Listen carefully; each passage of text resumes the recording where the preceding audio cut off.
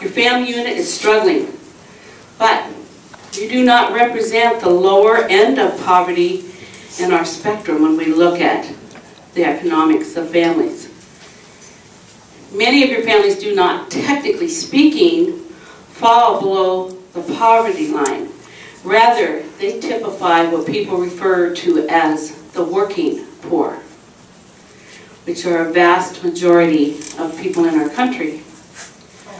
Likewise, your expenses are based on average amounts, not the lower or upper end of the scale. Some responsibilities that we'd like you to really take upon yourselves to be as realistic as possible about your role. Please act to the age and position of the role you may have been given. Here's some things to remember. No healthy teenager likes to sit quietly at home. No child who has not eaten all day will be an ideal child. They may cry, complain, or act out. A child is probably not knowledgeable enough to give his or her thoughts or advice when seeking resources. Adults seeking work are often frustrated and irritable. And parents can get desperate in their search for food and shelter and other services. So, we ask you to try to think as a person facing poverty would think. Now, some things that you will see happening, David and Deborah will be coming around from time to time, and they will be giving you a luck of the draw card. Now, as you know about luck, it can be good or it can be bad. And whatever the instructions are on that card, we ask you to follow. Transportation passes are very important. This is what they look like. Some of you have some of you don't. So here's some information about the transportation passes in your packets. Being that transportation is one of the most critical considerations for families with low income, it's good to know that community resources are seldom neatly located altogether. So, people are going to have to walk, pay somebody some money to take them someplace, get on public transportation, or put fuel in their car. So any of those things that you need have to be represented by this card. Anytime you go to any resource in the community, you're going to be asked and expected to present a transportation card, with the exception of school children, who do not need transportation, since we're fortunate in our community to have a busing system within our school district. The transportation pass represents the cost of transportation, no matter what that is, whether it's the feet or the wheels or public transit. Each community resource will ask you for one, as I said, so be ready to have those. And if you do not have those or you run out, you're going to need to find out where in the community you can get those transportation passes. Here's some ground rules we need to keep in mind. When figuring your budget or writing notes, use that blank piece of paper. You have a little notebook that's been stapled together in your packet. We ask that you not write on any of the materials that are not laminated. If they're laminated, we can wipe those off because we reuse them. We have 2 other simulations coming up in the next week and a half. So when the simulation's over, I want you to carefully return all materials to your possession, to the packet. And your 1-hour month is divided into 4 15-minute segments. And I'll blow the whistle to let you know when your week 1 has ended. You immediately need to return to your home, which is where you're seated. And then I'll blow the whistle again when your weekend is done, which is 3 minutes. Okay, David or Deborah, have I missed anything I needed to go over? One thing that comes up frequently is if you have in your packet a car, you still need transportation passes. Because owning a car doesn't mean you don't have to pay for repairs and for gas and for insurance. So you still need transportation passes if that's the case. And did you mention that school will be closed the third week? Nope, that's a good thing. The third week, school is out. Yippee for the kids, and may not be so yippee for you. So, school's going to be out that third week, and I'll announce that. Okay? Now, let's see. Let me review here. Let me give you a quick overview. Could I have your attention again, please? We're just about ready to start. The community resources in the room, let me tell you where they are, so at least you have that orientation. Over here in the corner, we have the general employers. So people who have jobs, if it says in your family scenario, that's where you report for work. Over here, just around the corner, is Community Action Agency, which is a good connector for services and have some assistance. Right next to them is the Foodorama. So when you need to buy food, that's a good place to know.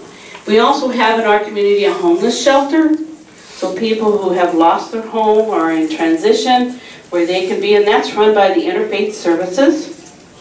Okay. Right next to them is our Building Blocks Child Care Center. So children can never be left on their own. All right. Right here we have our school system with 2 school teachers. And remember that third week, school is out, and they are going to not be there. So I wouldn't send your children there. Okay, right over here we have our social services department. And so the first person right here is the receptionist. She's the one who's going to get you started when you need to go to your local welfare office. Right over here we have Sweeney Mortgage and Realty. So if you are paying on mortgage or want to, those are the people you would see. Right next to them, You Trust Us National Bank. We have your money. That's their motto. Okay. And right next to them is the Friendly Utility Company. And then we have Quick Cash. So if you need to do services with them, that's where they're located. And right next to them, Big Dave's Pawn Shop. Okay, and our final resource in the community is our local law enforcement department, Realville Police Department, and Juvenile Hall and jail. Okay, so those are our community resources. Okay, let's talk about employment. Those of you who have jobs, something that you need to know. If you are employed full-time, that's what it states on your family scenario, you will need 5 transportation passes to get to work, and you must be at the employer for 7 minutes. 7 minutes to represent your full-time job. You also must be at work and ready to go within 3 minutes of the start of the week. Therefore, if you are employed, it is recommended that you go straight to work. If you are employed part-time, you must work for 4 minutes, and it requires 3 transportation passes. And again, you must be at the employer within the first few minutes of the week, or you will be considered late for work. If you show up with 5 minutes left to go in the week, you will not get paid for the week. Okay, here's some terminology we need to make sure that you know. There are some terms, you'll see some signs, EBT, that's an electronic benefit card, and that EBT card is if you are signed up, qualified, and are currently receiving services and benefits from the local welfare office. Now, in some states you have what we call TANF, Temporary Aid to Needy Families, and in Idaho we call that TAFI, Temporary Aid, and I can't remember, we just looked it up, but it's for the welfare system. So that's something you need to know. If you have an EBT card in your packet, you are currently receiving assistance, and the amount of your benefit is written on the back of the card. And I think it's an orange card.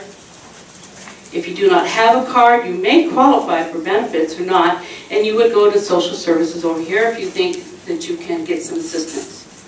So, here's our goals. Keep in mind that during this month you are to keep your home secure, feed your family on a regular basis, keep your utilities on, make all necessary loan payments, pay for miscellaneous expenses, and meet unexpected life situations that come up. If you work, you must report to your employer each week unless you have received approved leave from your employer. For those family with school-age children, you must see to it that your children are in school. If you are a working parent with preschoolers, you must ensure that those children are cared for while you work. Okay, do you have any questions? Okay. If someone in our family is receiving disability, do they need to be in attendance to cash that check? If they're receiving disability, do they need to what? To come with someone to cash that check, or can like the household member that Unless your scenario says they are homebound, you know, and they're able to go someplace, they can do that. Some scenarios will tell you that they're homebound. Yes? How often do the full-time employees get paid? I'm sorry, I could not hear. How often do the full-time employees get paid? They get paid weekly. You're going to get paid weekly. Blue, back here? Do we need a transportation pass every single time we go back home? To go back home? Yeah. Well, if you go to an agency, you've gotten there, you know, you're not going to need to get one to get back home. But to go to another agency, they're going to ask you for one. Yes, over here. If I go to a community college, how long do I need to be at the school? Same amount of time. As what? Same amount of time. The teachers will let you know when you're dismissed from class. Okay, thank you. Okay? Yes? What do we do if we have somebody that's dropped out of school? Well, I think other people will be telling you what's going to happen. Okay. All right? Are you ready?